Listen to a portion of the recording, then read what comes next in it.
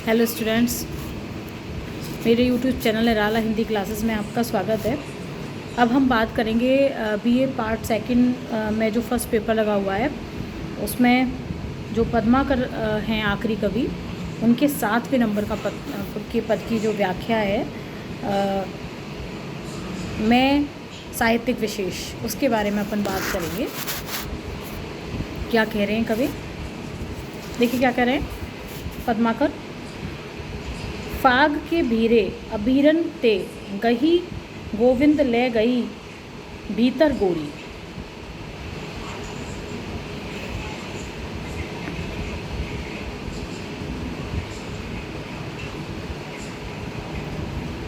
फाग मतलब होली के लिए, भीरे मतलब भीड़ आई है, किसकी आई है?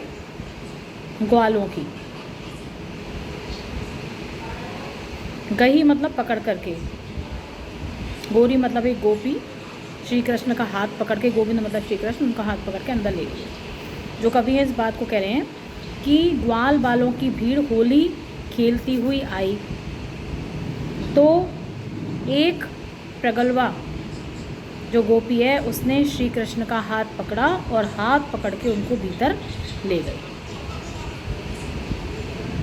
भई करी मन को, मन की पद्माकर कह रहे हैं कि उसने जो मन चाहा वैसा कृष्ण के साथ किया। ऊपर नाई अबीर की झोली, और फिर जो रंग से भरी हुई अबीर की झोली थी वो उनके ऊपर उड़ेल दी। कह रहे हैं छीन पीताम्बर कमरते सुविदा दई मीरी कपोलन की रोरी। मीरी मतलब मसल करके, कपोलो मतलब गालों की बात हो रही है। कह रहे हैं कि फिर उसने श्री कृष्ण के कमर से उनका जो पीताम्बर था उसको छीन लिया, फिर उसने उनके दोनों गालों को मसल करके उस पर क्या लगा दिया?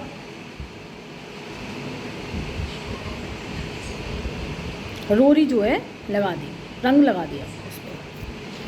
कह रहे हैं नैन नचाई कहो मुस्काई, और उसके बाद उसने नेत्रों को नचका कर श्री कृष्ण से कहा।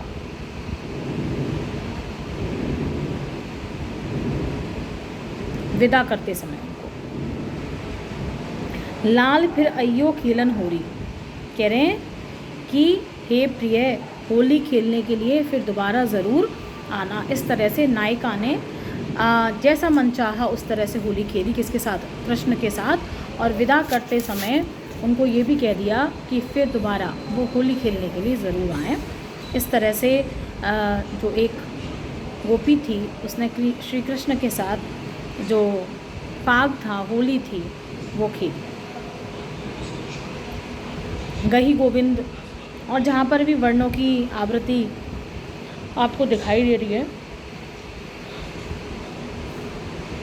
उन सब जगहों पे अनुप्रास अलंकार जो है वो देखने को मिलता है।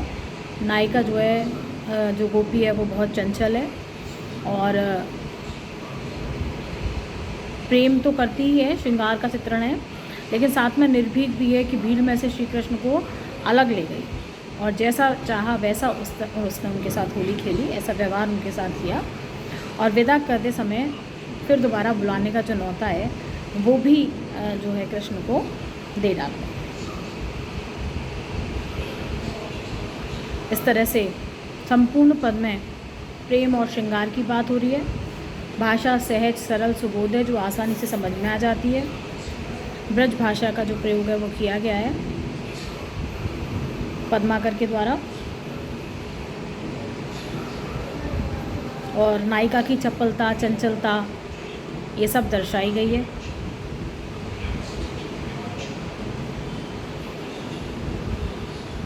और कृष्ण का बहुत ही शांत स्वभाव जो है दर्शाया है कि उन्होंने किसी तरह का कोई प्रतिरोध जो है वो नहीं दिखाया और बहुत ही शालीनता से जो रंग था वो उन्होंने लगवा लिया उस गोपी से। आशा है कि आपको पसंद आएगा, और आपको पसंद आता है तो मेरे चैनल को सब्सक्राइब करना ना भूलें। सब्सक्राइब करें, अधिक से अधिक शेयर करें, जिससे कहीं ना कहीं एक उत्साहवर्धन होता रहे। और इस तरह से ही मैं आपके लिए वीडियो बनाती रहूँ और डालती रहूँ। धन्यवाद।